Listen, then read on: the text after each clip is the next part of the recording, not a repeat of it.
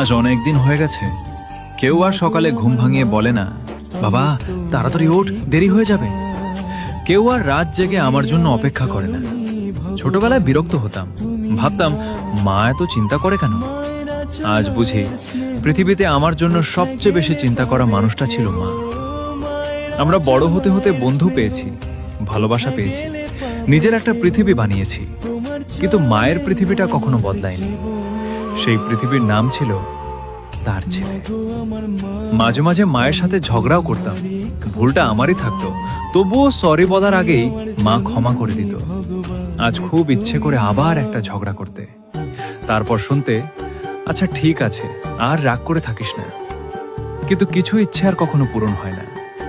আজ ঘরে ফিরতে দেরি হলে কেউ ফোন করে বলে না, বাবা কোথায় তুই। কেউ আর ভাত বেড়ে রেখে অপেক্ষা করে না। শুধু মাঝে মাঝে রাতের নীরবতায় মনে হয়, যদি আর একবার মায়ের সেই ডাকটা শুনতে পেতাম, বাবা। তাহলে পৃথিবীর সব সুখের বদলে দিয়েও সেই একটা মুহূর্ত কিনে নিতাম। কারণ মানুষ মাকে সবচেয়ে বেশি মিস করে যখন